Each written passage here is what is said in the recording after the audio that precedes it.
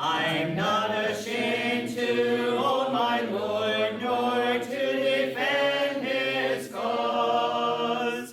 Maintain the honors of his word, the glory of his cross. So my thoughts this morning, looking at this picture, with the thought of which group would I sooner be standing with, I have to say that the agitated ones looks to be the safest place to be. Now I can sense all the gasping and shock at my choice, and that's good, because that means you are already examining your character. And that is my hope this morning with this lesson. There are challenging lessons to be learned from this scene. And I also know by your shocked faces that you have figured out who is who in this picture. Yes, it is the chief priests and the elders of the Jews. And if you remember, they had a deep-seated hatred for Jesus. And it's displayed in its fullest here before Pontius Pilate. And in Matthew, which one am I using? I'll just use this. In Matthew 27, verses 1 to 2, we read, "When the morning came, all the chief priests and elders of the people plotted against Jesus to put him to death. And when they had bound him, they led him away and delivered him to Pontius Pilate, the governor." This pretty much sums up, doesn't it, the attitude of the Jews. They wanted Jesus dead. That's all there was to it. And they were even willing, when we stop to think about it, to state publicly, okay, that they would allow his blood to be on their heads. And also they involved their children's heads with it. And we read that in Matthew 27 and verse 25. Here's what they said. "And all the people answered and said, his blood be on us and our children." What arrogant pride, isn't it, when we think about it? It's a lesson for the world, but it's not going to be our focus this morning. Rather, I want us to focus on Pilate's situation in this scene, because he presents us with a few challenges. So I want us to take a few moments this morning and just do a case study in character deficiency. Okay, and we're going to use Pontius Pilate as our model character.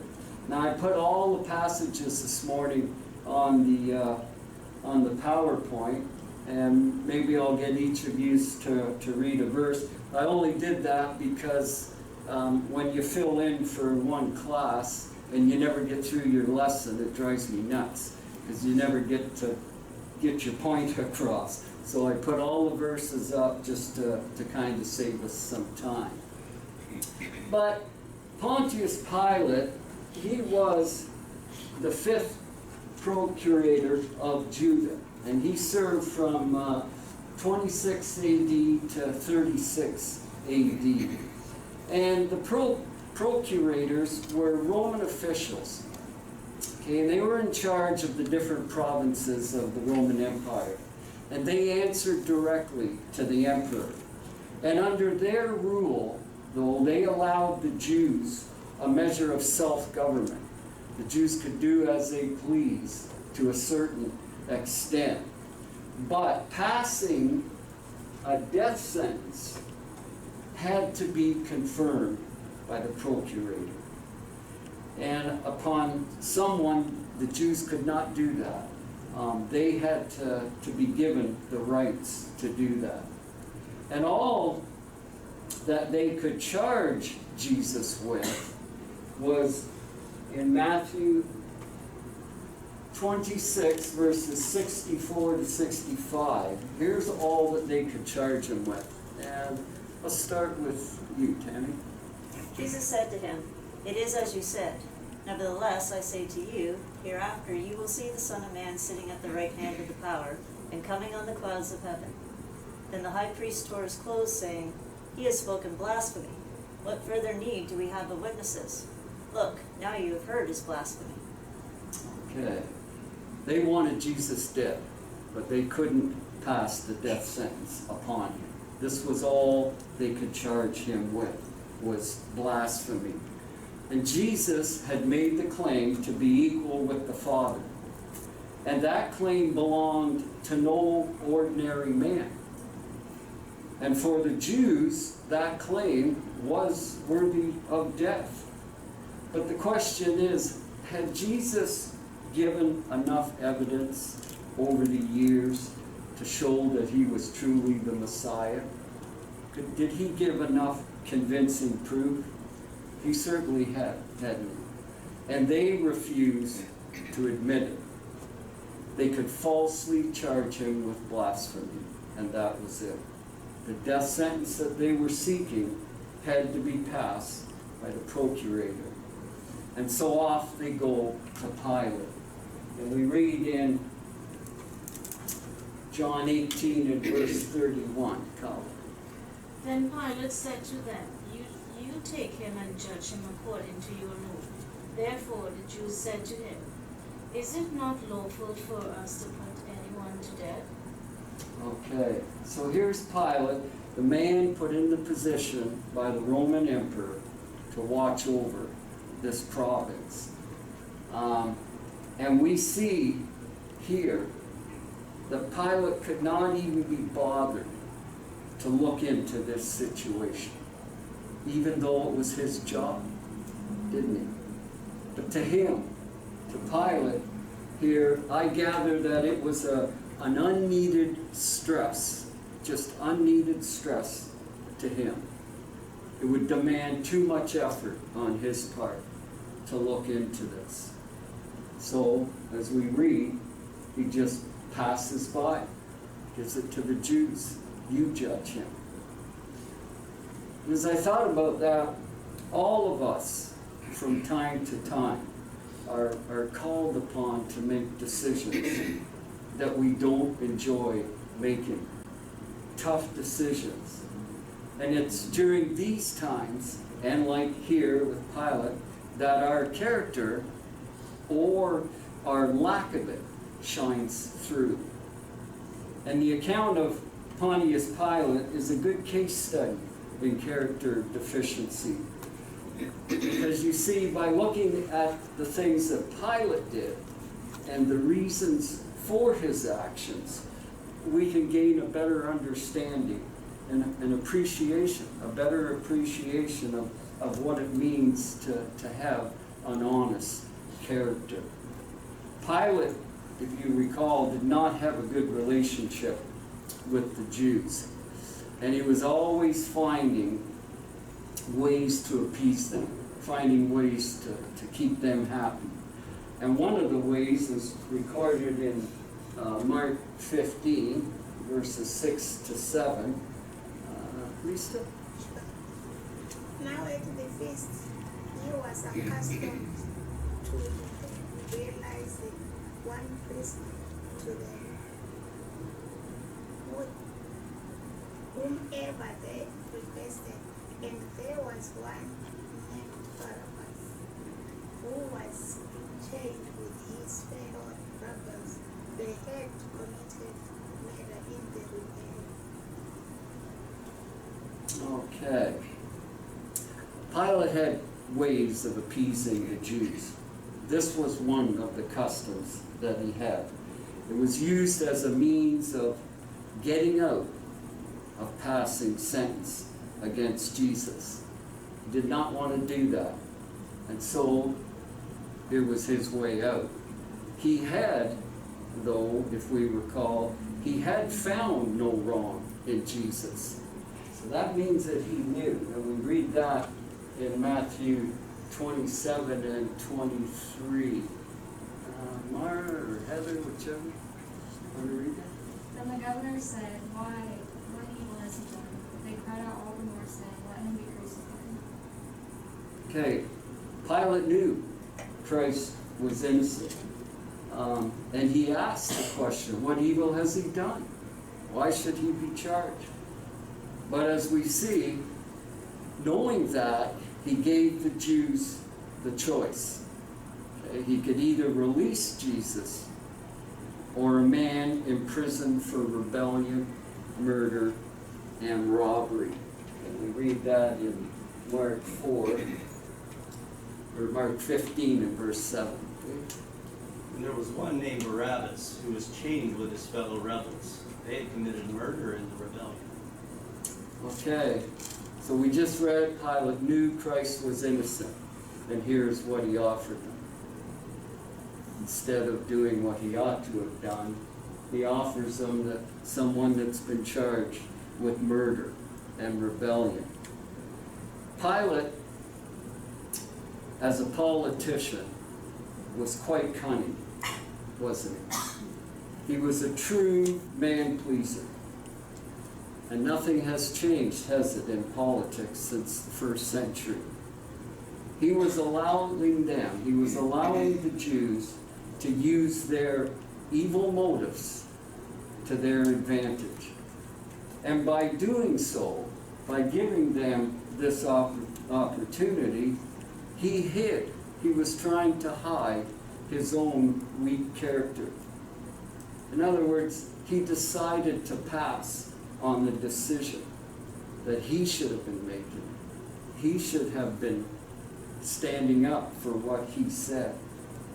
He had deep down hoped that the Jews would do what was in his mind.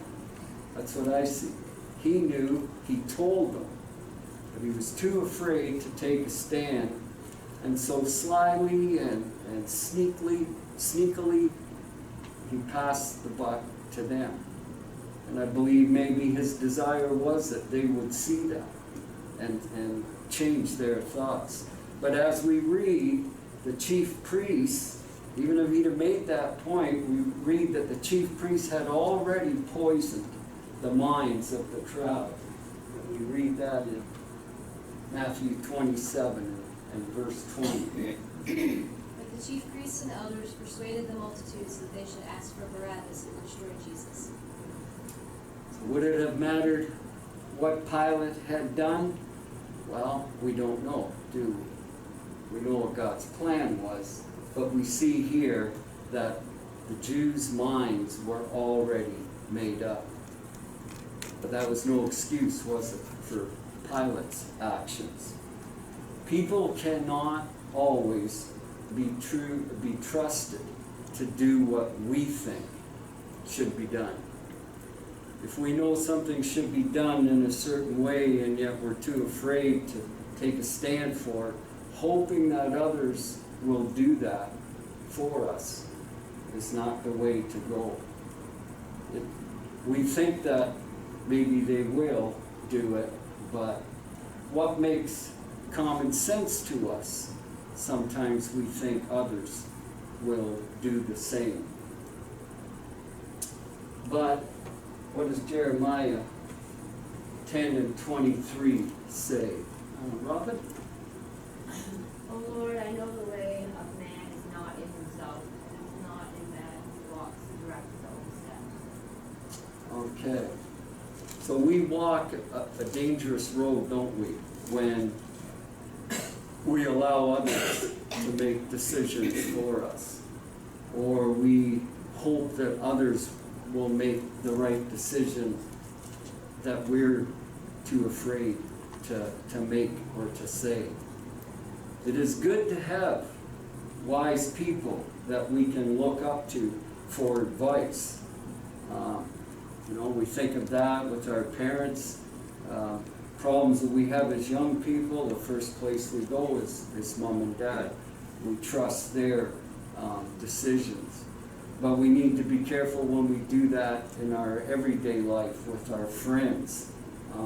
We need to be careful because they can make the wrong decision at times. And then we're in trouble. The psalmist gives us the proper advice in Psalms 118, 8 to 9. Henry, please. It's better to trust in the Lord than to put confidence in man.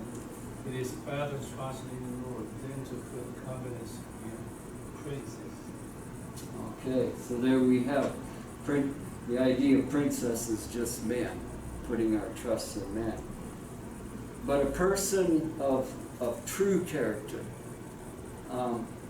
will be very careful when allowing others to help them, okay, with their decisions. We need to be so careful. And Pilate, when we think about it, was the man who was responsible for deciding Jesus' fate. It was up to him.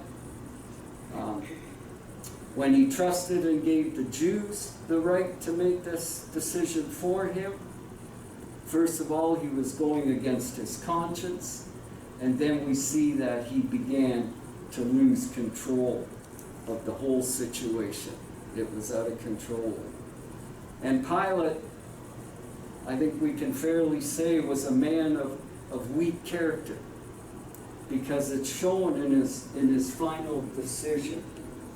We read in Mark 15:15. You see that, Jerry?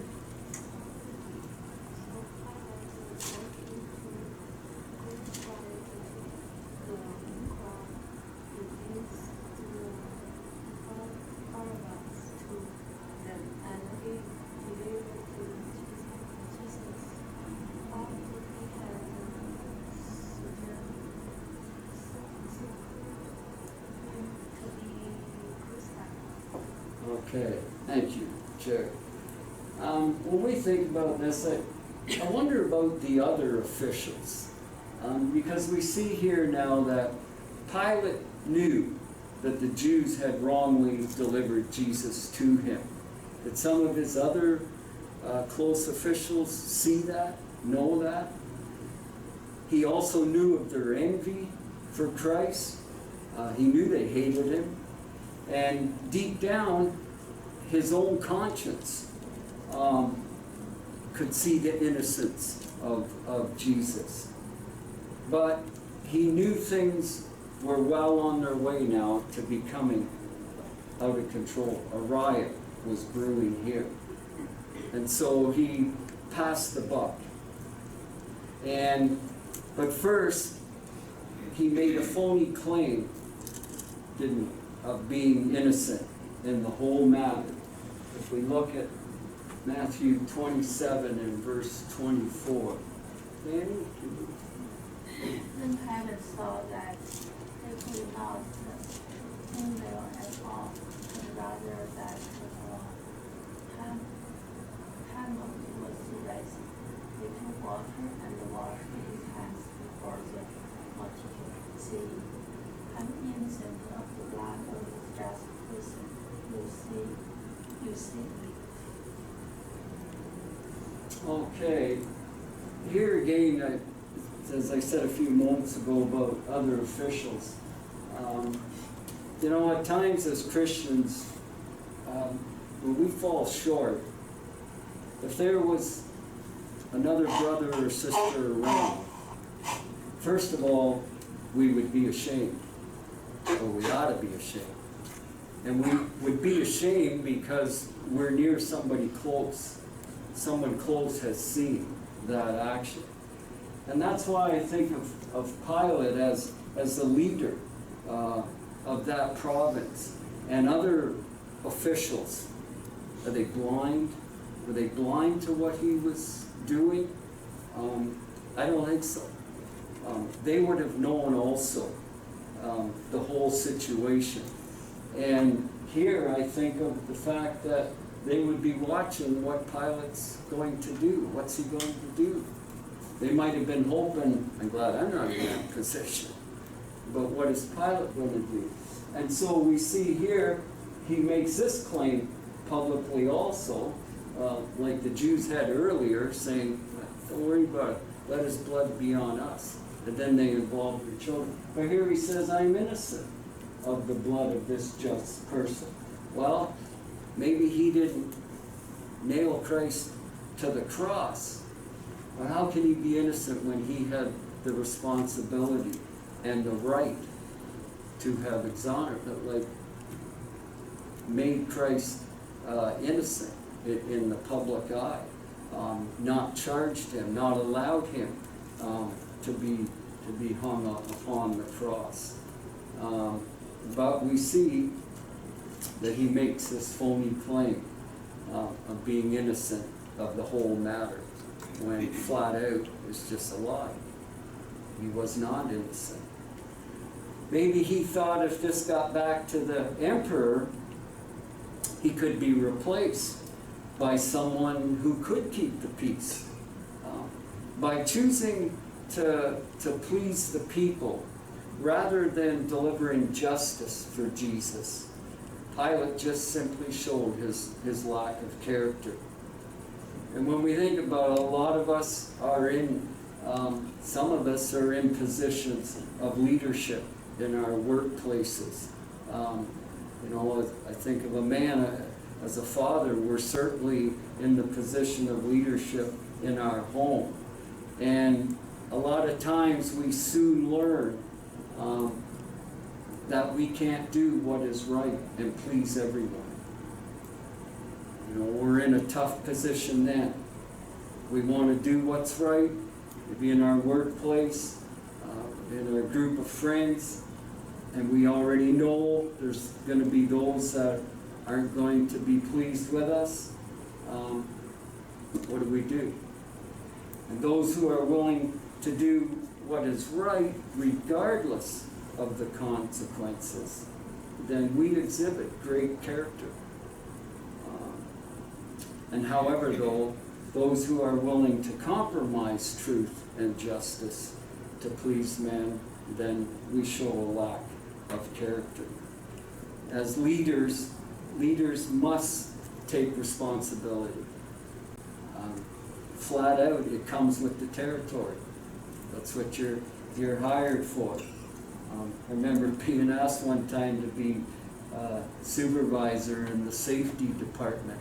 And I thought, no, I don't want that. Because I knew right away the complaining and whining that goes on. I didn't need that stress. But as Christians, our responsibility to walk as we ought daily, that's something we can't avoid, can we? And we know now that Pilate had examined Jesus and knew that he had done nothing worthy of death. And he should have made his judgment, shouldn't he? And he should have released Jesus. Pilate was placed in Judea to make these kinds of decisions, wasn't he? And look what he says to Jesus in John 19 and verse 10. Tim, will read to you. Then Pilate said to him, "Are you not speaking to me? Do you not know that I have power to crucify you and power to release you?" Okay, by reading this verse, Pilate had more power than we might think.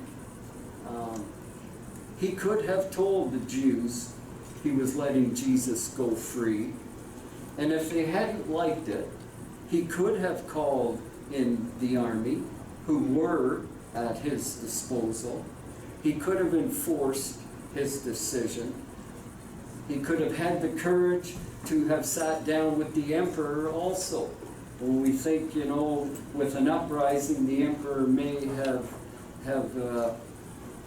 taken him out of his position of authority, but also he could have sat down with the emperor and made a defense for Jesus, a rightful defense, a defense of common thinking, one that the emperor would have said, I see your point, no problem. But take note here of what the Jews knew about manipulation. People with evil motives do not miss a thing, okay? The Jews saw Pilate's lack of character, and they used the arousal of fear to their advantage. They didn't miss anything. If we look at John 19 and verse 12. Sandy, please. Pilate sought to release him, but the Jews cried out, saying, "If you let this man go, you are not Caesar's friend. Whoever made himself a king, speak against Caesar." Okay. What position is Pilate in here when we think about it? You know, he's gone this far now. Maybe fighting with his own strength of his lack of character. Now what is he up against in his shoes? And the Jews, as we see, didn't miss a thing, did they? They challenged him now to something that he was afraid of. And it's obvious now that Pilate did not want to be responsible for what happened to Jesus. He didn't want that on his head. Nor, though, did he challenge himself with dealing with the right over the wrong, did he? He let it go. He just let it slide. Pilate lacked the courage to release Jesus when he found no fault in Jesus. And again, in Luke 23 and verse 4. Larry? So Pilate said to the chief priests and to the crowd, "Find no fault in this man." So again, he makes it public that he finds no fault with Pilate. Those with no courage, when we think about it, are very quick at finding escape routes. And Pilate was no exception. Just the same as those with evil motives don't miss a thing on our part, how we operate. When we have no courage, boy, we find a route on the spur of the moment. And he found one, Pilate did. And he sends Jesus to one of his own.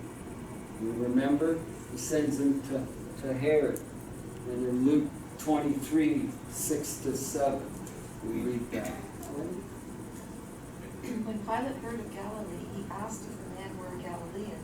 And as soon as he knew that he belonged to Herod's jurisdiction, he sent him to Herod, who was also in Jerusalem at the time. It's interesting, isn't it, that Pilate done that? Why did he send him to Herod? He had the responsibility, and he had the right, had the power to do what was right. And we see here, he sends him to Herod. And as we see, Herod also displays the same lack of character for truth and justice. And we read that in verse 11. Back to you.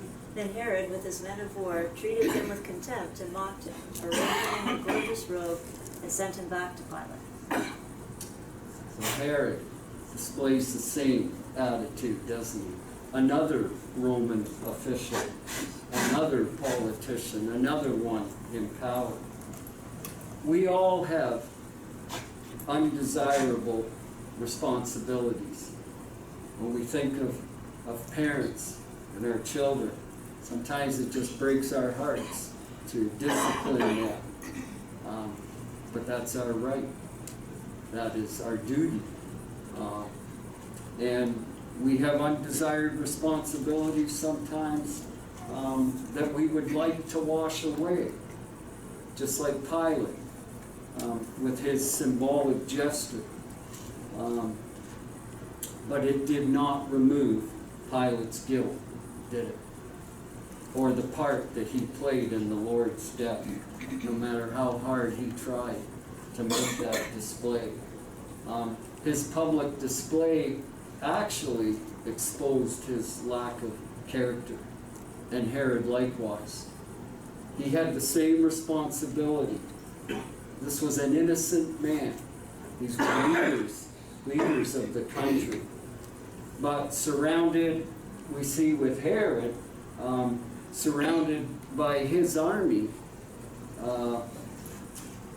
falsely gave him courage, and it overwhelmed his proper judgment, didn't it? And Pilate asked something to Jesus that many people struggle with. He asked something in John 18, verses 37 and 38. Yeah. Pilate therefore said to him, "Are you a king then?" Jesus answered, "You say rightly that I am a king. For this cause I was born, and for this cause I have come into the world, but I should bear witness to the truth. Everyone who is of the truth hears my voice." Pilate said to him, "What is truth?" And when he had said this, he went out again to the Jews and said to them, "I find no fault in him at all." Okay. We've already seen, haven't we, that Pilate was a true politician. And they are also notorious for lying.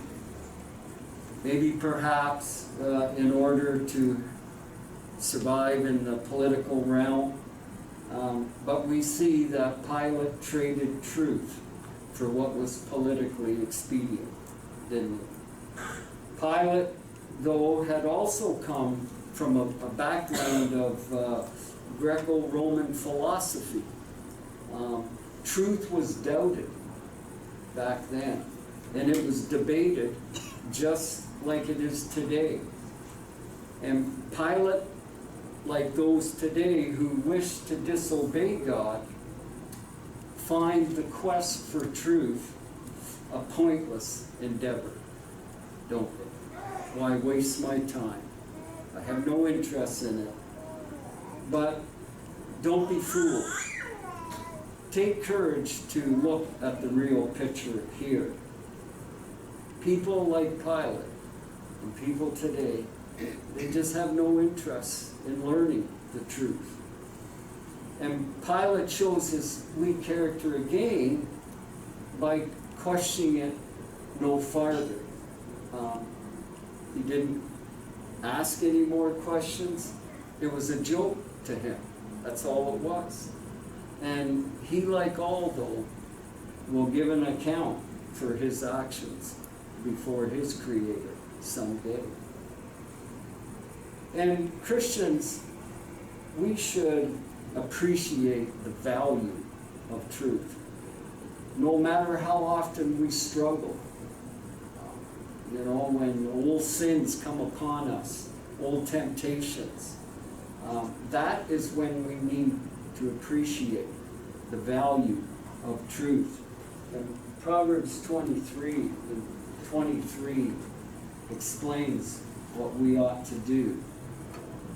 I the truth and do much sense, also wisdom and instruction and understanding. And the thought here, buy it. In other words, purchase it.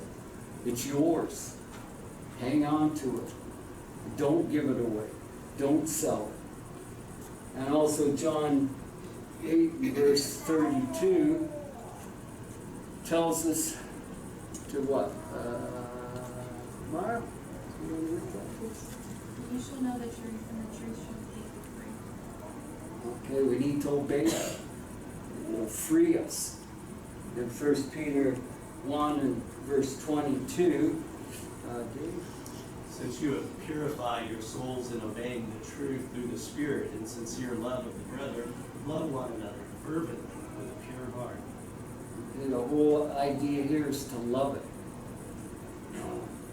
We have personal possessions.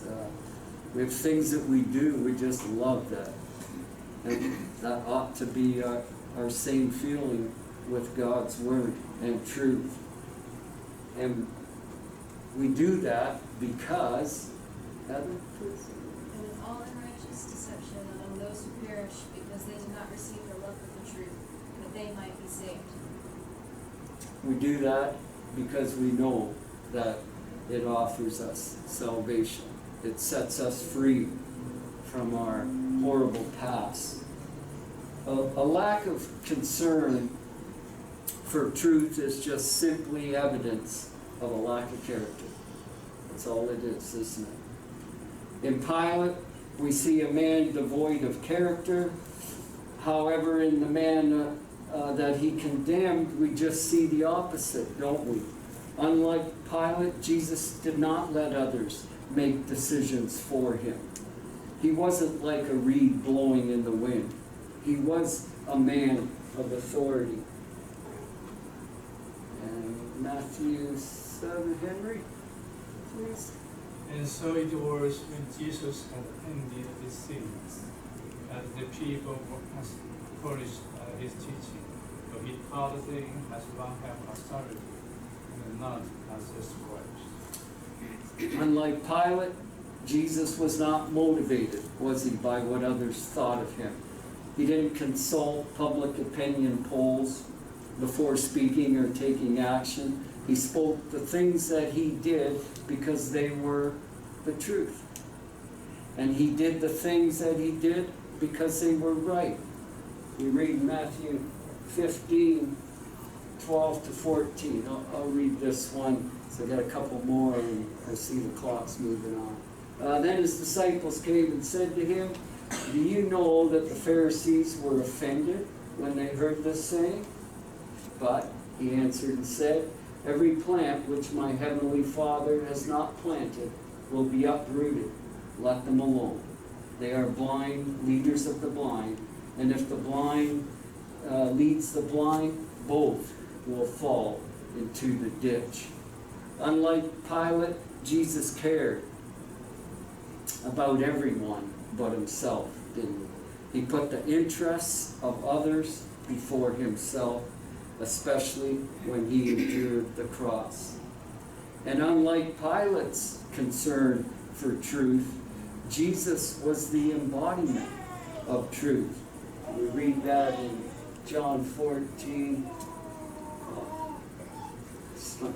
John 14 and verse 6. Jesus said to him, "I am the way, the truth, and the life. No one comes to the Father except through me." Pilate was a man, as we said, totally devoid of character. He recognized Jesus' innocence and was in a position to execute justice. However, he gave in to the crowd. He delivered Jesus to be crucified. Then he pronounced himself innocent of shedding the blood of a just man. And all we know of Pilate is summed up in this one story. He simply has revealed his lack of character for all time. And let that not be said of us, neither before our Lord or our fellow man. Instead, let's be like Job, who said in Job chapter 27 and verse 6, "My righteousness I hold fast, and I will not let it go. My heart shall not reproach me as long as I live." Having a strong character will take great courage, but it will have its eternal rewards. I'm not ashamed.